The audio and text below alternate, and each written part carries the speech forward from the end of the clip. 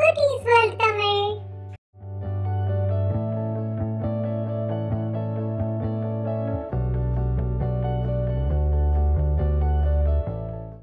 Hello குட்டீஸ், இன்னைக்கு உங்களுக்கு நான் அம்புலி மாமா புக்லேருந்து இன்னொரு கதை கொண்டு வந்திருக்கேன். இந்த கதை பேரு ஓட்டப்பானை. சரி, கதையை பார்க்கலாமா? இப்போ ஒரு ஊர்ல ஒரு சின்ன கிராமம் இருந்துதான். அந்த கிராமத்துல ஒரு பையன் இருந்தானாம். அந்த பையன் தினம் என்ன பண்ணுவானா, அவன்கிட்ட 2 பானை இருந்துதான். பானைனா பாட். 2 பானை இருந்துதான்.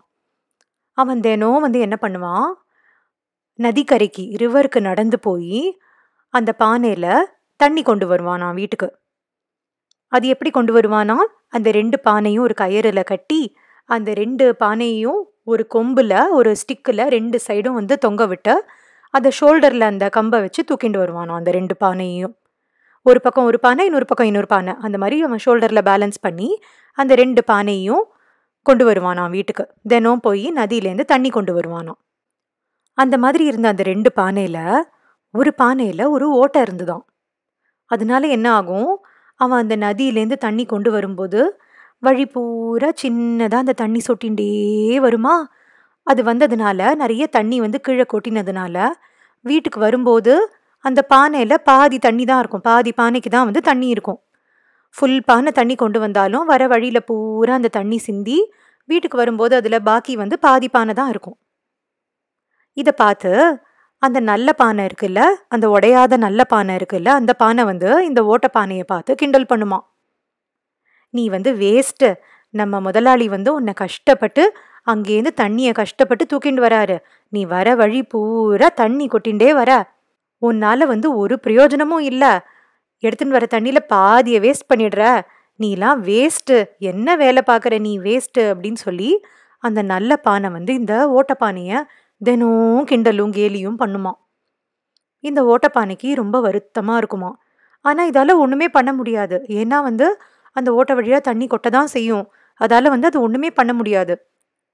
தினம் இந்த நல்ல பானை இந்த ஓட்டப்பானையை கிண்டல் பண்ண இந்த ஓட்டப்பானைக்கு ரொம்ப மனசு வருத்தமாக போச்சான்.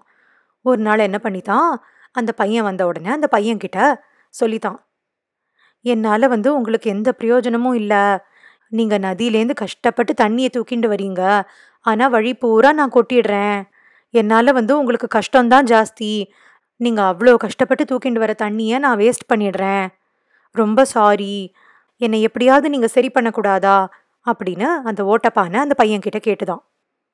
உடனே அதை கேட்டு அந்த பையன் சிரிச்சானா. சிரிச்சுட்டு அந்த பையன் சொன்னானா, தினம் நம்ம நதிக்கரைக்கு போய் அங்கேருந்து தண்ணி கொண்டு வரோம்ல, வழியில என்னைக்காவது நீ பார்த்துருக்கியா, நீ இருக்கிற பக்கம் மட்டும் ஏன் வரிசையா பூச்செடி இருக்குன்னு நீ பார்த்துருக்கியா அப்படின்னு கேட்டானா. உடனே அந்த பானை யோசிச்சு பார்த்துட்டு, ஆமா, இந்த பக்கம் மட்டும் பூச்செடி இருக்கு, அந்த பக்கம் இல்லை, ஏன் அப்படின்னு கேட்டுதான் அந்த ஓட்டப்பானை. உடனே அதுக்கு இந்த பையன் சொன்னானா, நீ ஓட்டப்பானை, நீ எனக்கு ஏற்கனவே தெரியும், நான் தண்ணி எடுத்துன்னு வரும்போது நீ அந்த தண்ணியை வழியில கொட்டின்னு வருவேனும் எனக்கு தெரியும், அதனால தான் நான் என்ன பண்ணேன், நான் வழி பூரா சீட்ஸ் போட்டு வச்சிருக்கேன், பூச்செடி முளைக்கிற மாதிரி நிறைய விதைய போட்டு வச்சிருக்கேன் அந்த சைடு பூரா.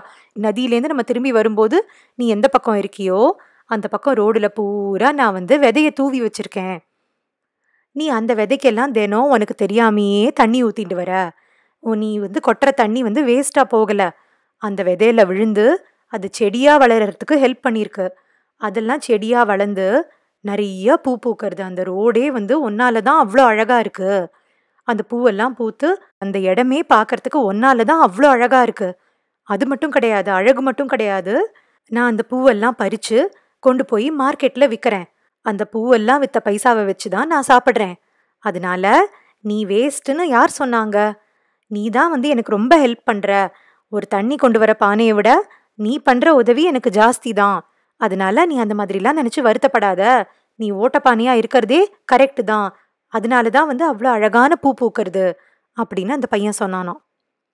இதை அந்த நல்ல பானையும் கேட்டுட்டு இருந்துதான். அந்த நல்ல பானைக்கு ஒரே வெக்கமா போச்சான். நம்ம இதெல்லாம் தெரியாம இந்த ஓட்டப்பானையை நம்ம கிண்டல் பண்ணிட்டோமே அப்படின்னு அந்த நல்ல பானைக்கு ரொம்ப வெக்கமா போச்சான். அதுக்கப்புறம் அந்த பையன் போனதுக்கப்புறம் அந்த நல்ல பானை இந்த ஓட்டப்பானை கிட்ட சாரி சொல்லித்தான். நீ வந்து இவ்ளோ ஹெல்ப் பண்ற, நம்ம முதலாளிக்கு, நம்ம மாஸ்டருக்கு நீ இவ்ளோ ஹெல்ப் பண்றங்கிறது தெரியாமயே, நான் வந்து உன்ன ரொம்ப கிண்டலும் கேலியும் பண்ணிட்டேன். ரொம்ப சாரி அப்படின்னு அந்த நல்ல பானை சாரி சொல்லித்தான். இதுலேருந்து நம்ம என்ன தெரிஞ்சுக்கிறோம்? நம்மள பத்தி தெரிஞ்சுக்காம யாராவது நம்மள வந்து கிண்டல் பண்ணாலோ, கேலி பண்ணாலோ, ஸ்கூல்லயோ, வெளிலயோ நம்ம ஃப்ரெண்ட்ஸ் யார் இருந்தாலும், நம்மள யாராவது கிண்டல் பண்ணாங்கன்னா, அதெல்லாம் நெனச்சு நம்ம வருத்தப்படக்கூடாது. ஏன்னா, அவங்களுக்கு அவ்வளதான் தெரியும். நம்ம வந்து எந்த அளவுக்கு நமக்கு வேல்யூ இருக்குங்கிறது நமக்கு மட்டும் தான் தெரியும். மத்தவங்க சொல்றத வச்சு, மத்தவங்க கேலி பண்றத வச்சு, கிண்டல் பண்றத வச்செல்லாம் நம்ம மனசு வருத்தப்பட்டோம்னா, அவங்க சொல்றத நம்பளும் நம்புறதா அர்த்தம். சரியா? என்னைக்கும் நீங்க ஃப்ரெண்ட்ஸ் யாராவது கிண்டல் பண்ணா, கேலி பண்ணா, அதெல்லாம் நெனச்சு மனசு வருத்தப்படக்கூடாது. ஏன்னா, நம்பளோட வேல்யூ வந்து அவங்களுக்கு தெரிஞ்சத விட ஜாஸ்தி. அவங்களுக்கு இன்னும் தெரியல. அவ்வளதான். சரியா குட்டீஸ்? உங்களுக்கு இந்த கதை பிடிச்சிருக்கா? பிடிச்சிருந்தா லைக் பண்ணுங்க. உங்க ஃப்ரெண்ட்ஸ் எல்லாரோடையும் ஷேர் பண்ணுங்க. மறக்காம குட்டீஸ் வேர்ல்ட் தமிழ் சேனலுக்கு சப்ஸ்கிரைப் பண்ணுங்க. அப்பதான் அடுத்த அம்புலி மாமா கதை வரும்போது நீங்க மிஸ் பண்ணாம பார்க்க முடியும். Thank you.